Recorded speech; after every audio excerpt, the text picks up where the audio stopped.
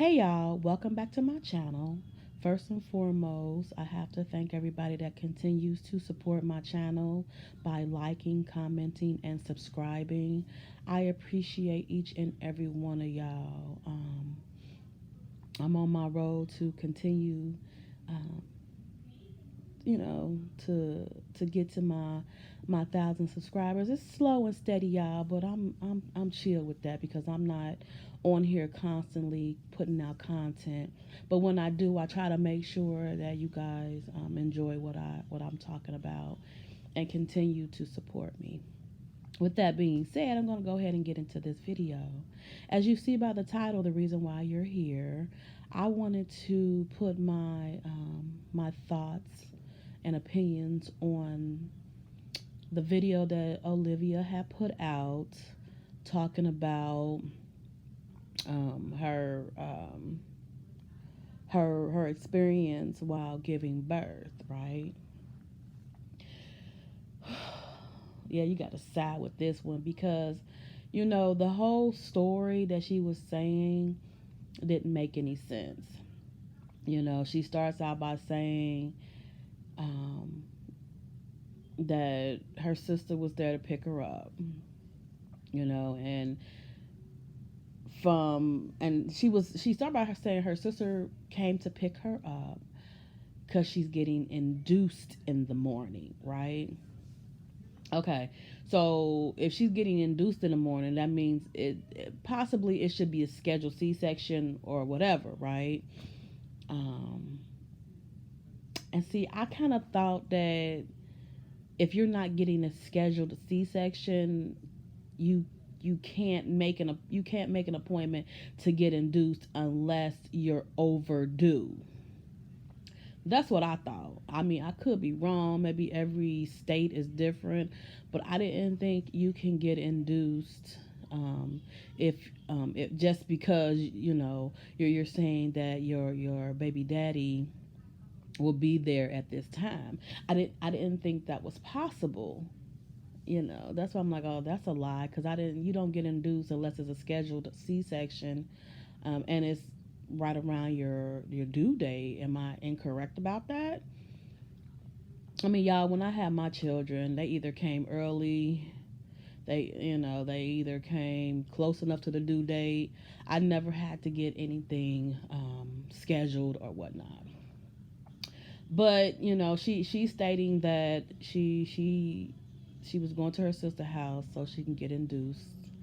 And then when her and her sister is at the gas station, she's saying that she's having contractions, right? Hmm. She's getting induced, but she's having contractions. Normally, when they're going to induce you, um, that means you haven't been contracting.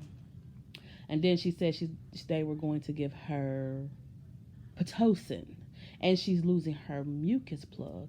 Now, see, that just sounds like a regular laboring, right? I'm gonna tell you a little story about my daughter real quick. Um, when she went in to have her second child, my grand diva, she went in. She was contracting. Um, they were consistent, but they weren't consistent enough. She was dilating, but she wasn't dilating fast, right? It was slow. I mean, it was real slow. Um, we were in, you be in the triage room, so we was in a triage just waiting. They would check her. It was no progress. So normally when there's no progress, they're sending you home, right? And she was, like I said, she was still contracting. We was there for a few hours. Next thing you know, they was telling her that she had to go home. I'm like, what? She got to go home? But the thing is, y'all, my daughter was in so much pain. Like, you gonna send her home and she's in pain? As soon as she got up out the bed, her water broke. I said, wow. So it's like it's different, instances and where you're contracting and you continue to contract, and they may send you home or they may have you walk around.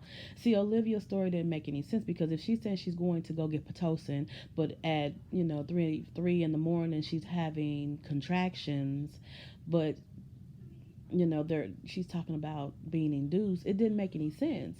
You know, then she continues to say about the man in her life had to come in from out of state or out of the city to make it there for the birth.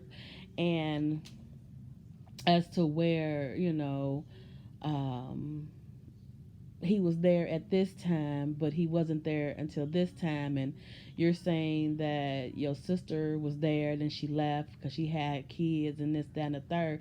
See, that's one thing you don't do, because you never know. See, I didn't leave the hospital until after my daughter had her baby, right?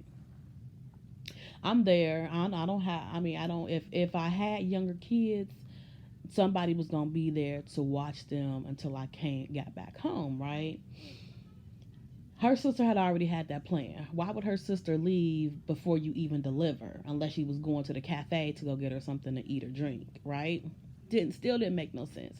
So everything that Olivia was saying didn't make any sense. Her sister was there, and that's a good thing, you know, because if the daddy couldn't be there, she had somebody there to support her. Um, and that's not a bad thing, because I was there to support my daughter and both of them, you know, because the dads wasn't there for whatever the reason it was, right? Um, so I know how that feels, just to not to have that, you know, the one that helped you make it be there, you know. But stuff happens, and you still have some type of support system at the end of the day. My thing is, she lied about having the man on his way. You know, I had to do so many edits because y'all almost seen him, because he was back there sleeping, but he just got there. The pull-out bed is for anybody, you know, who's with you to lay down. I laid down until, you know, it was time for my daughter to push, both of them to push. You know, that's what it's there for. You don't have to say my man, girl. Your man wasn't there. Any man wasn't there. You know. And then she goes and she says they had to break her water. Then they had to refill her bag. I was like, what? I've never heard of that. If that's true, um, I never heard of it. Because once they break your water, the contractions should be consistent, right? Excuse me, y'all. Um, you're that's how it goes. And then normally, because I think I've had Pitocin one time. Pitocin hurts like hell. I don't recommend Pitocin. If you can avoid Pitocin, avoid it, because for me, that was because that is making the contractions come. And the way she was saying, see, I mean, everything. I don't think Olivia thought it through that women never had children before. Like, she was the first woman in the world to ever have a child. Um, and everything that she was saying just didn't make any sense. You know what I'm saying? Then she said that she finally had the epidural. Now, normally, if you're so close to like you're so many centimeters, they wouldn't give you an epidural because you're about to get ready to push, right? Um, but if the contractions are consistent, and you know, and you haven't reached, because I think I wanted an epidural one time, and I was dang near 10 centimeters. They wasn't going. So I said, oh, well, I ain't had no choice at that time. But, you know, she's saying that the guy came in to give her an epidural. Now, mind you, y'all, as women that's had children, the guy or the lady that comes in to give you an epidural is medically trained. You know, I'm pretty sure they had a lot of they supposed to have a lot of knowledge on how to find where to stick the needle into to give you the epidural. You know, they know that you're contracting. This is why you want this epidural, and then they know where to put the needle into, no matter your size. And, you know, she's saying, well, since I'm a big girl, he couldn't find it, but the nurse was there. The nurse is there just to help out, you know, the guy if he needed. But my understanding, because when my daughter got her epidural, I don't remember a nurse being there. He came in. I mean, the nurse was there to tend to my daughter, but he came in. He had his setup. He tells her, you know, to, you know how they do a child to turn, you know, turn over, like have your feet dangling on the side, um, bend down. When it's a contraction, let them know so he won't be trying to do anything, because you know you get an epidural and it goes in the wrong way, your spine is messed up. Everybody knows that. You know, she made it seem like the guy who's medically trained to do the epidural didn't know what he was doing, because she was a big girl and couldn't find it. I'm sure they train them, even if it's weight. You know, if you're small, big, or large, they're going to medically that they're medically trained to find the spot, period. It's not, oh women, I think it's right here, because they know they in your back. They know that it's potential that if they screw up, it's a lawsuit. You know what I'm saying? So for her to try to say, hey, you know, he couldn't find it, I wanted a nurse to find it, girl, bye. He know what he was doing. He knew that. But y'all, all in all, you know, I had my doubts on Olivia being pregnant because she's a liar. Showing in this video, she did nothing but lie. Still continues to lie. But to actually witness, you know, the little birth, and her being in a setup, and her being in the hospital getting ready to deliver, and hearing the heartbeat and seeing how big she was. You know, okay, I can say I was, you know, yeah, whatever. But I'm glad that the baby came out healthy. Had a strong cry, you know, and I wish her the best with her new child. Um, I mean, that's all I can say on that end. But I think, for the most part, Olivia needs to get it together. She needs to stop the lying. She don't have to show her child if she don't want to show her child.